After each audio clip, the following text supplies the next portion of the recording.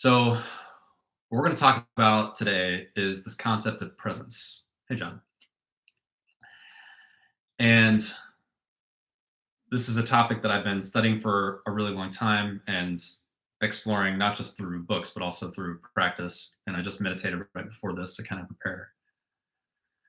Um, but what I'd like to do today is talk about what presence is and what it isn't, and then talk about what you get when you're present, what you lose when you're not present, and um, kind of how to cultivate presence, why it's so hard to stay present throughout your day-to-day life. Like you can meditate 5 minutes and then you stop, and then your friend says something to you and immediately you're triggered. So why is that? Why is it so hard to stay present? So let's see, I'm just checking in here with myself. Hmm.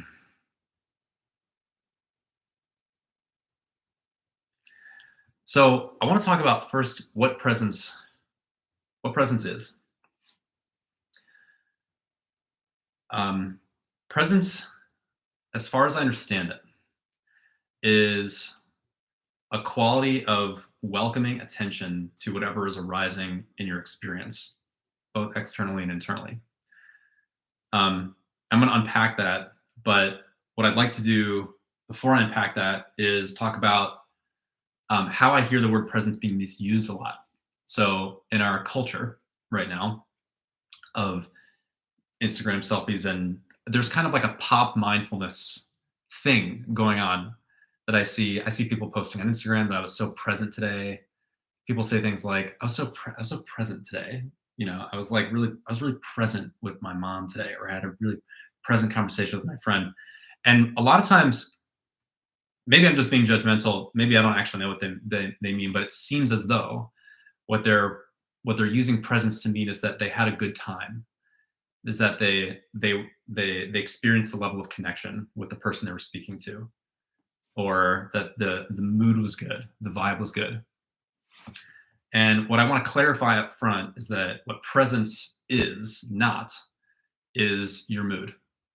Presence is not about the content of your experience or about the flavor of your experience. Okay, it's a neutral kind of term about your capacity to be with whatever is here, whatever's arising in your experience. So, for instance, there you were in that conversation with your friends, and you were feeling connected, and you were present to that, and you were present to your friends. So it doesn't mean stress free or happy. In other words, what I'm saying is you can be equally present with a positive experience as a negative experience, quote unquote. You can be present with the death of a friend or the birth of a child. You can be equally present with, a birthday wish or a stomach ache. And so that's my point. It doesn't have anything to do with the content of your experience. Presence is about the quality of attention that you're bringing to the experience that you're having right now. Another way to think about presence is I've been studying parts work. So you might be familiar with something called internal family systems, or a cousin of that called focusing with a capital F, which is a kind of therapeutic modality really codified by a guy named Eugene Genlin. Anyway, the idea in parts work is that you have yourself, self with a capital S, and then you have parts. So parts of you, like for instance, if you ever seen the movie Inside Out, which is a masterpiece in my opinion, the Pixar masterpiece, and it's basically like it's about a 10-year-old girl who runs away from home, and she has these characters in her head, and there are 5 characters. Characters are called joy, sadness, disgust, fear, and anger. And there's a control panel in her brain. And at any one moment, one or a couple of them are in control. And the idea in parts work is that, yeah, you have these parts of you, and they're not as simple as joy, sadness, disgust in world of parts work. But the idea is that there's something else available there, which is you with a capital Y. You are the container of that entire experience. You're the person who can have a relationship with each of those little characters in you. And so when we talk about presence in the context of parts work, what we're talking about is the quality of the relationship between you and part. So for example, right before I got on screen, maybe 10 minutes ago, I was thinking about, have I prepared enough for this first live session? I was getting worried. I was thinking I'm going to run out of content. I had all these worries in my head, and they arose without my conscious control. That's how thoughts are. That's how thoughts work. They arise without your conscious control. The choice that I had, and which I was lucky to make in that moment, was to become present to those thoughts, or present with those thoughts. In other words, in the world of parts work, you might say there was a part of me that was worried. And then I, Josh, with a capital J, came in and said, "Oh yeah, I see you're worried, and I really hear that." So Josh, capital J, is relating to this part that is worried and saying, "Yeah, I really hear that." And then the part that is worried, having been heard, that's basically the posture of it is like, "Oh wow, thank you very much." And then amazingly, the worry sort of dissipates, and it's like the worried part kind of begins to trust, okay, Josh is here. Cool. Everything's gonna be cool. Even if I forget what to say, even if I don't have enough content, everything's gonna be cool because Josh with a capital J is here. So Josh with a capital J in parts work is called self in presence, capital S, capital P, self in presence.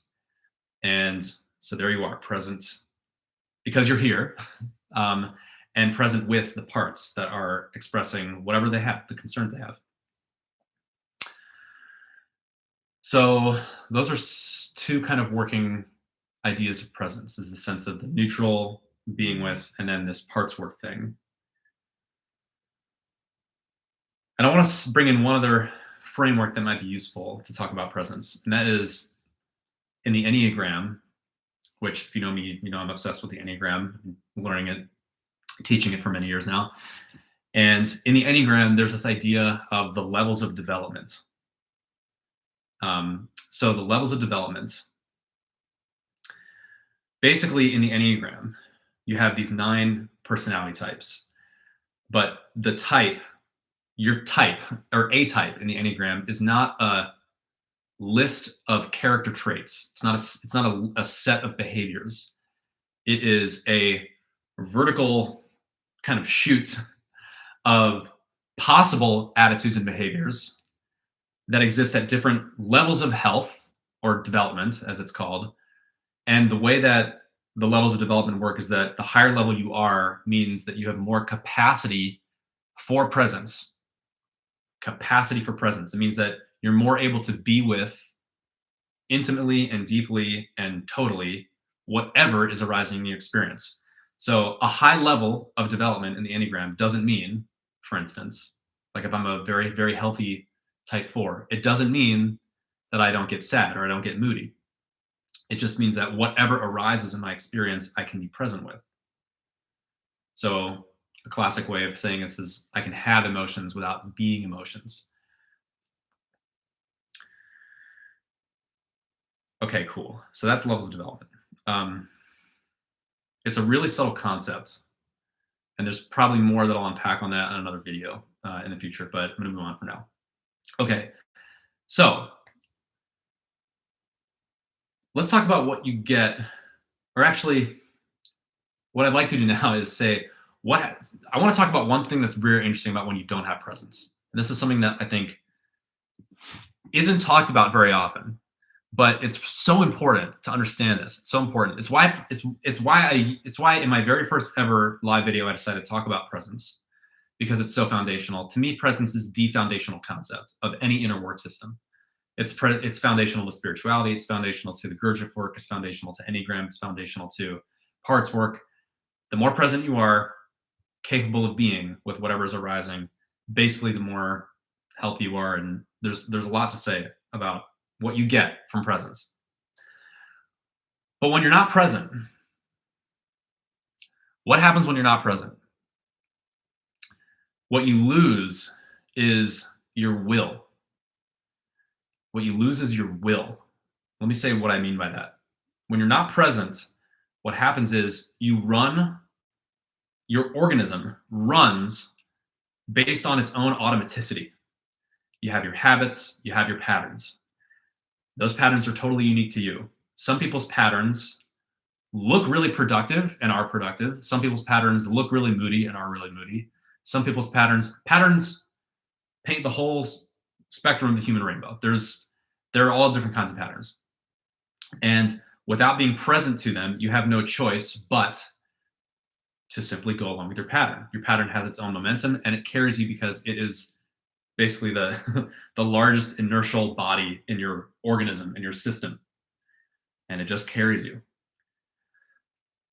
Um, so when I say you lose your will, what I mean by that is that um, if your patterns are running you, you aren't. You're not sort of in control of you. You're not leading yourself. Your patterns are leading you, and you can't commit to anything for any length of time longer than a couple minutes, because what happens is, if for instance, if you try to say, okay, um, I'm going to decide, I'm going to commit to working out 3 days a week, and I make a plan, I say I'm going to do it. I can set the intention, and it's like my mind in that moment says, great, I'm going to do that.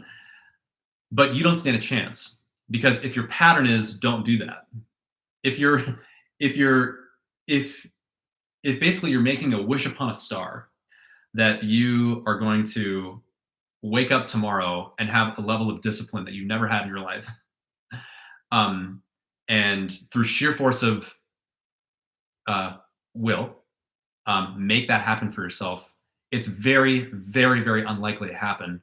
And the reason is because you're not the one in control. Something else is running you, and that is the totality of your patterns and habits and basically the amalgamated personality that has formed you up until this moment. What presence is and does is allows you to sort of take that pattern and then sort of like take it off the walls of your consciousness, or like, actually, here's a way to think of it. It's kind of like your patterns are the food coloring that flavors or colors the water that would otherwise be clear in your consciousness. And then having a presence practice, cultivating presence, is like being able to extract from the water the food coloring, so you can have the concentrated food coloring separate from the clarity that is you. And so you can take that pattern and then see it, like, let's pretend it's blue food coloring. You can take it and then look at it as an object of consciousness and distinguish it from who you really are. And from that place, you have a lot more choice. You see, you have will. You have the capacity for will in that case. And without that, I hope it's clear by now, will's not really possible. So one of the things about presence too is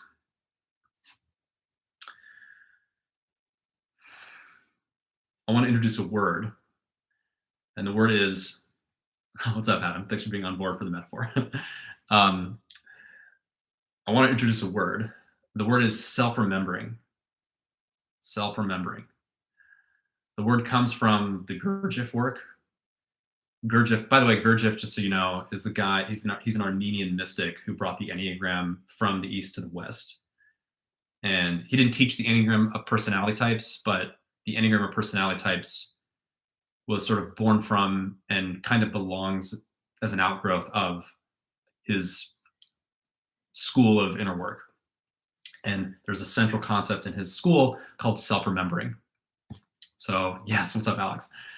So, self-remembering. One of the things that Gurdjieff said to his students was, your fundamental problem is that you don't remember yourselves.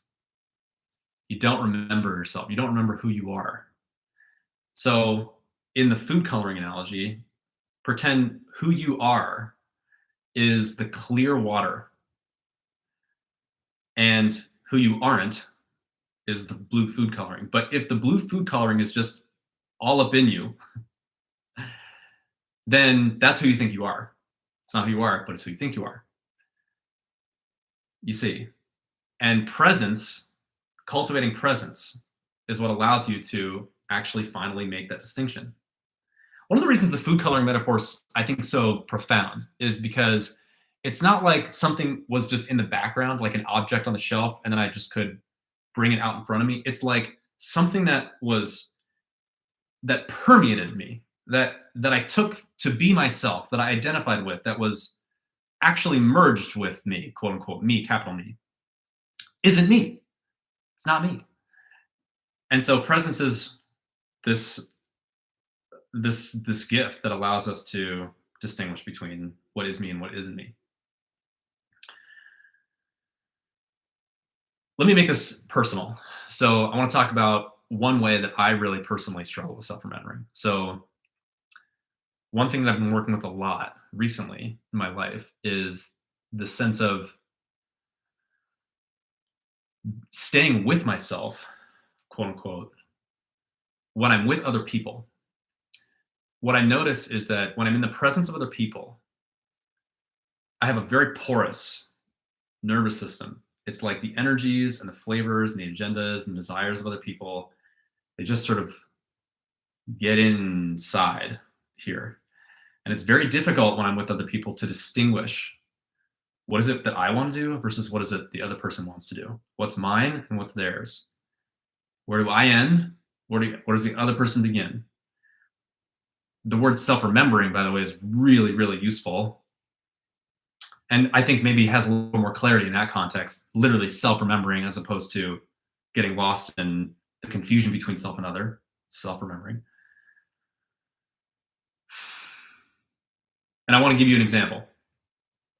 So I spent 3 months in a cabin in the woods this summer, and I was alone for the vast majority of the time. And there's a whole thing about the cabin in the woods. There's a whole story about why I decided to go. Actually, it related to this. It was a sense of I wanted time alone so I could clarify what was mine, and so I could listen for the inner whisper of vocation to let come through me what wanted to come through me. And it was very difficult when I was in the presence of other people to distinguish that because I kept saying yes to people's plans or invitations, and it was just noisy. Not just because I was living in New York City and there were car horns all the time, but just socially it was very noisy. It was noisy inside me, so I had to go. I wanted to go away. And anyway, so there I found myself in the woods, and it was fucking awesome. It was the best thing I've ever done for myself, and I'm going to talk about it in a lot more depth in another video. But what I want to bring up right now is this related to this idea of self-remembering. Is there I was for the first month, and it was so amazing. It was I woke up every day just with a sense of what wants to happen now. Everything that I did was coming from me. It was like the most radical month of self-remembering that I've ever had. And it was like every moment, what I want to do now, what I want to do now. And there were very, very few outside influences on me. About as few as I possibly could have had. And it was amazing. And what I thought I was building a muscle for I thought I was basically I was getting a taste of this. I was like, okay, cool. Now I've gotten a taste of this. Now I've gotten a taste of what it's like to live from the inside out. Basically, to live from the standpoint that I determine my life, not sort of other people. And a month went by, and then my friend, whose cabin I was staying in, basically, let me just give you a quick. I was in a cabin here, and then my friend, of my two friends, they live in this house that was like right on the same property. And so is my friends Brian and Rachel. Rachel had been there for like a week, but we were sort of like not really hanging out that much. I was mostly staying by myself. And then Brian came to visit for one weekend. And he was doing this thing where he once a week would do a cheat day for his meals. And So we went shopping and he was buying whatever, like apple pie and ice cream and stuff like that. And I had been for the last month eating so healthy, like the healthiest I've ever eaten. I was cooking every day for myself. And just so you have a sense of it, like I did a Costco trip right before the cabin. So I had all these materials. And it was just very healthy food there.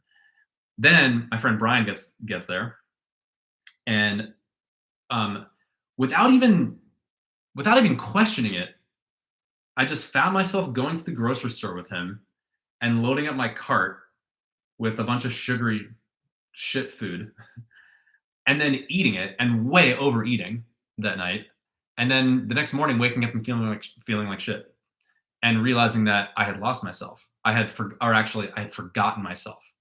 It was a moment of uh, the opposite of self-remembering. I forgot myself. You follow me?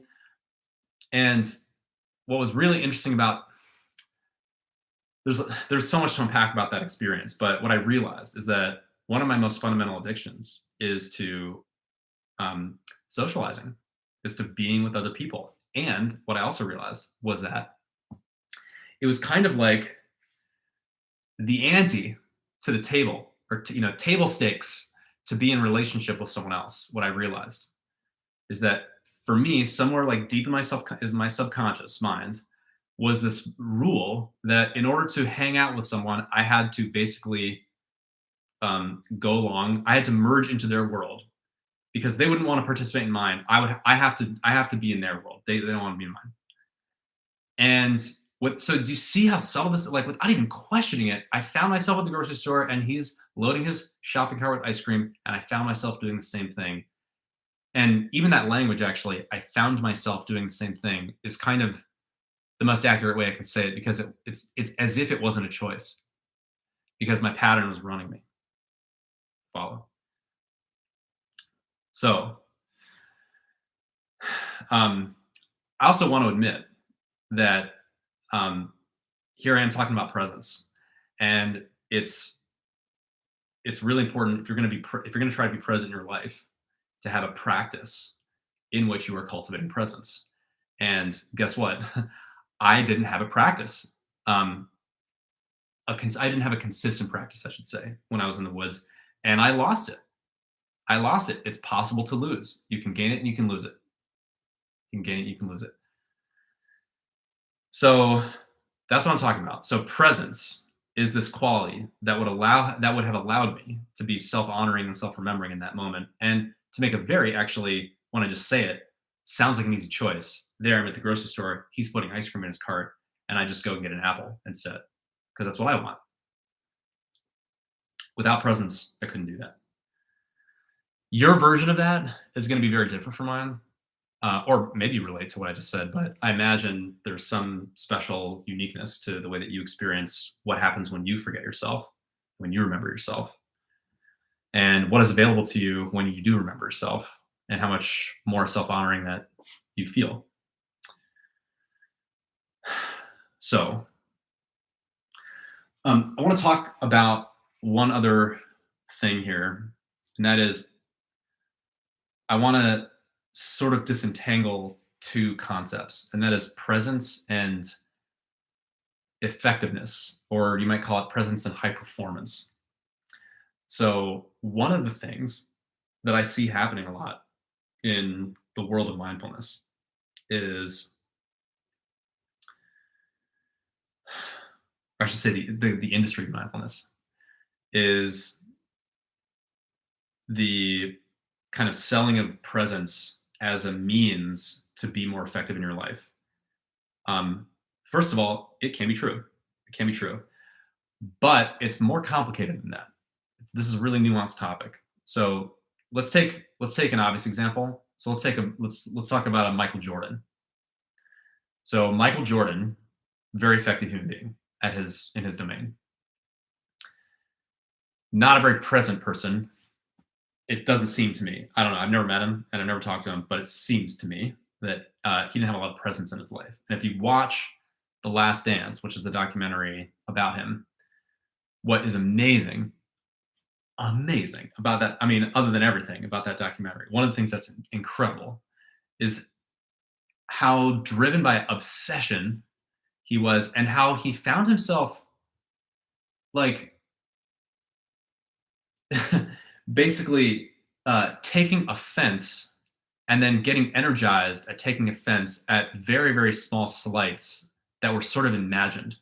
Like a reporter would say to him, like, would insinuate that another basketball player on the other team had said something that was like just like slightly disrespectful towards him. And he would spin on it until game day, and then he would drop 60 points in the game driven by that. Now, that's very effective, certainly very effective in the game of basketball. Um, but it wasn't very present. Do you see? It wasn't very present. And this is kind of actually, I'm going to just sense my way towards this point because I feel that I feel like this is a really important distinction because I think we lionize in our culture that sort of effectiveness, but it came at a profound cost to him.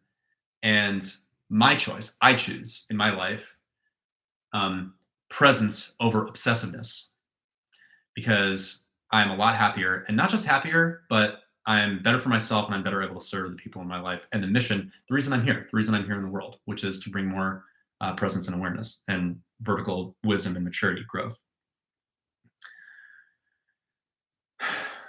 So maybe another way to put this is that patterns and habits of the human personality are,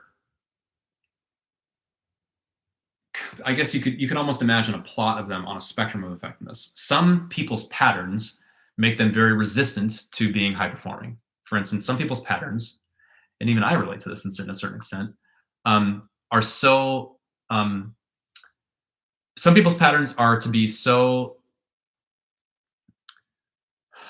trapped in their inner echo chamber of thoughts and feelings that it's impossible to exit for long enough to like there's no way for a person who has the inner echo chamber to become a Michael Jordan unless they've got presence. Do you follow me? Because their pattern is taking them away from effectiveness.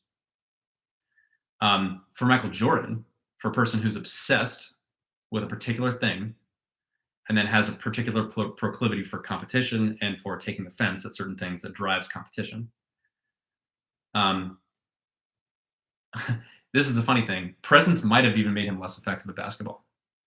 It might have. In fact, probably would have.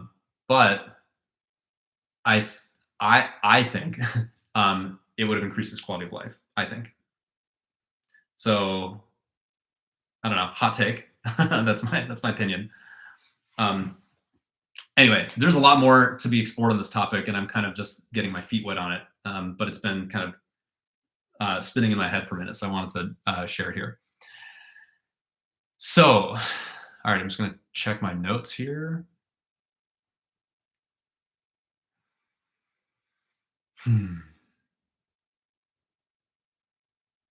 Yeah. So let's talk about um, cultivating presence. Let's talk about what it means to cultivate presence. So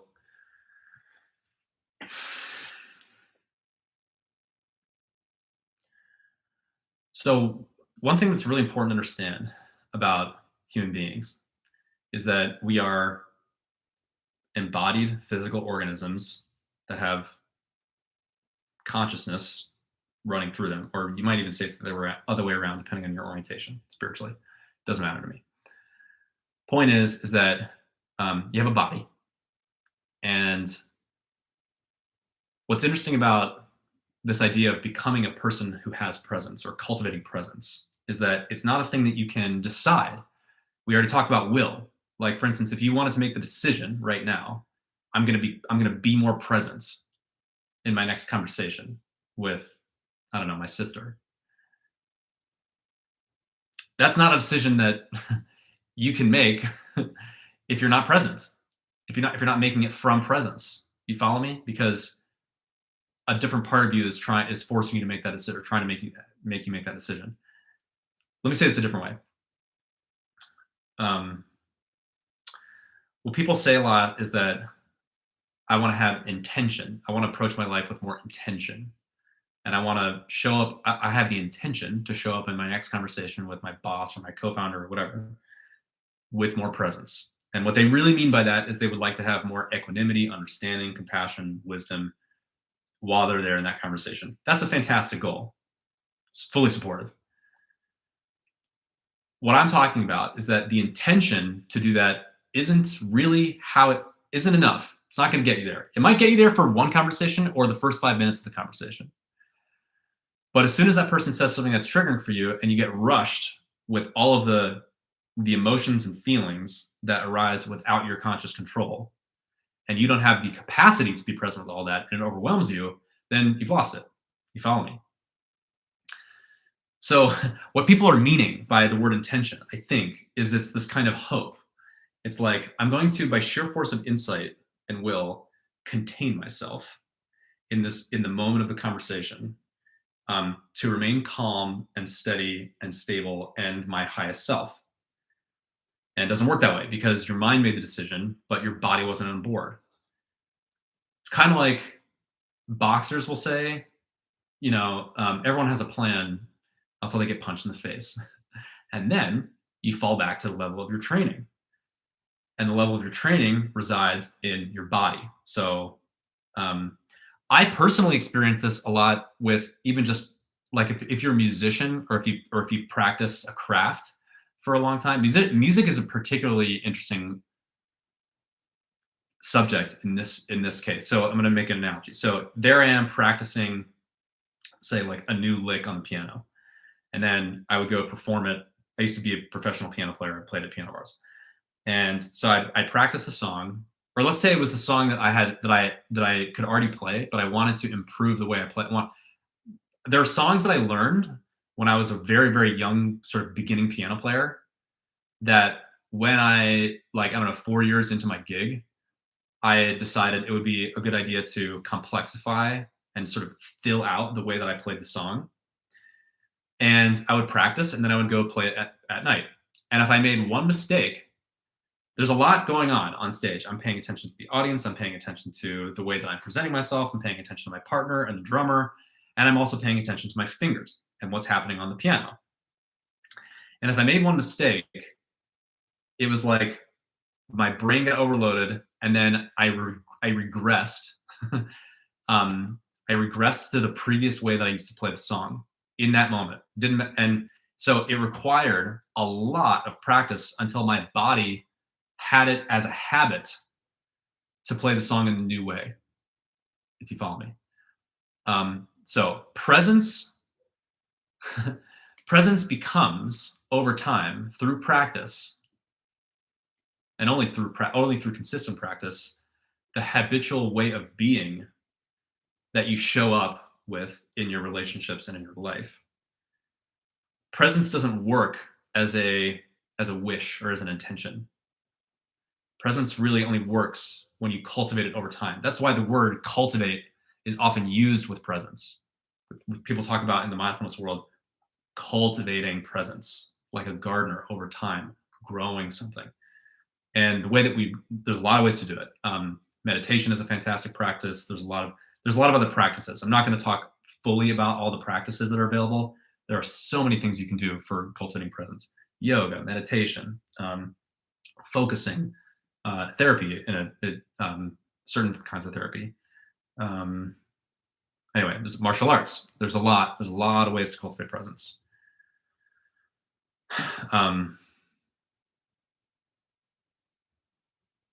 Yeah, but the idea is that it has to incorporate your entire being. So, if you're still with me, thank you so much. I really appreciate it. It's kind of fun to just talk about this topic that I really care about, that I've been studying, that I try to live in my daily life. I'll just share with you also, it's like kind of fun to see that there are still 9 people here. So if you're still here and you want to give me a shout out in the comments, I'd love that. we're almost at the end here. I think I'm almost out of material and for today, so I'm going to come to a close shortly. Unless there are any questions, if you have any questions, you can drop that in the chat, and I would be happy to spend some extra time and answer some questions. So I'm going to just pause and see if anything shows up. Take EO time.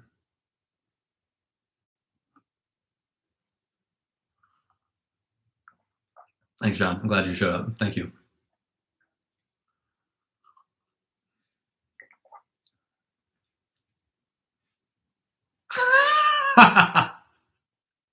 John said, I've enjoyed being present here, which doesn't mean I'm just feeling good. Great.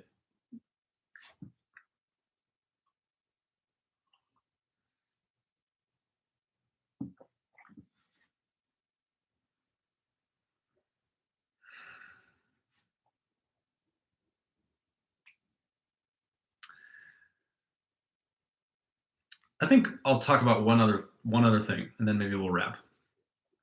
So presence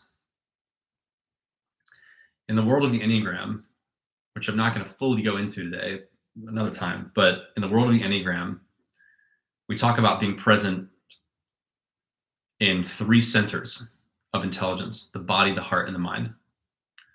And in the Enneagram world, we talk about how it's possible to be present in one center but not in the others.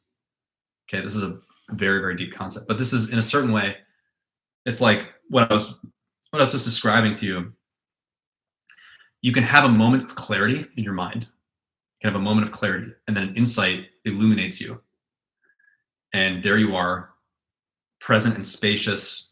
Oh, like, and you find yourself there in your mind. And then you have an intention arises to do something.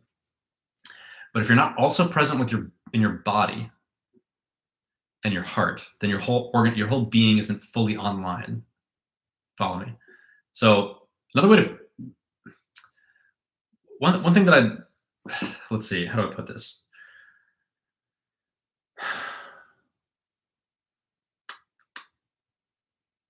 Becoming a person of presence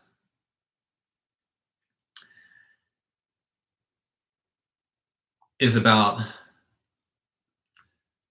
growing forward into a new way of being that incorporates the body, the heart, and the mind,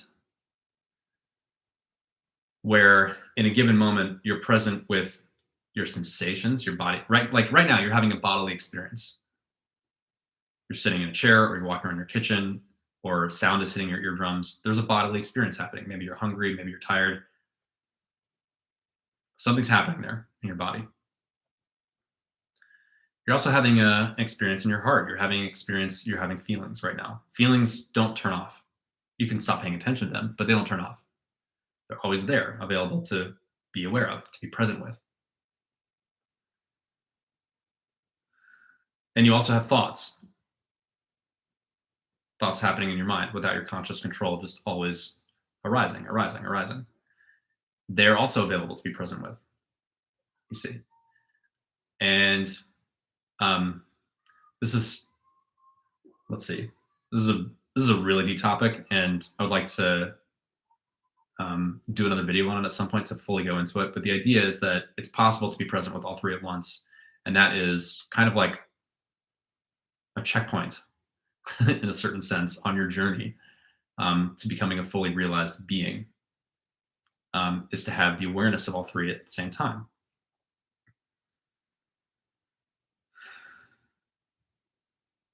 But for now, I think what I'd like to so we'll call that a seed planted. We'll talk about that another time, but we'll unpack it more. But yeah, so here, what I think the point that I'm really wanting to drive home is what you get from presence is yourself back. You get yourself back. When you're not present, you're not the one showing up. Your patterns are. Period. That's how it is. It's how it is. And when you begin to cultivate presence, then you begin to strengthen the part of you that is you. You begin to remember yourself. And over time, as you cultivate presence, you begin to embody forth a new way of being whose habit is to be present, as opposed to slide into the unconscious pattern or patterns that have unconsciously ruled your life up to that point. So, can you see why that's a big fucking deal? Like, it's a big deal. It's a huge deal. It's like otherwise you're not you. You're not really in the driver's seat of your own organism. Something else is driving you.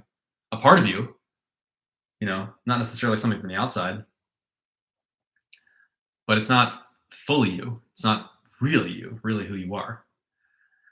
I personally believe this is where things get juicy. I personally believe that um, we need we need more presence in our business and our politics and our parenting and our um, to build a wise and present society in our teaching.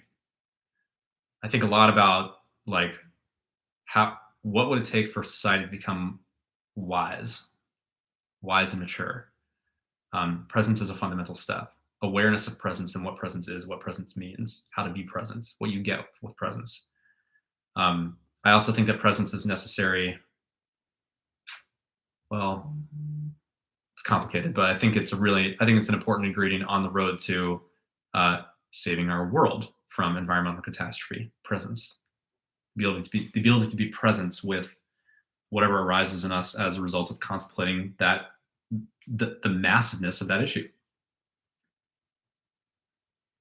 and the ability to be present with what arises in us when we contemplate and then choose what to do about it. Things like it, things like it. So I think all most of the existential problems that face our world and our species require presence, require people who are present to be able to navigate them with wisdom. So I would love to talk more about that, but I think I'm good for today. So I think we'll stop here.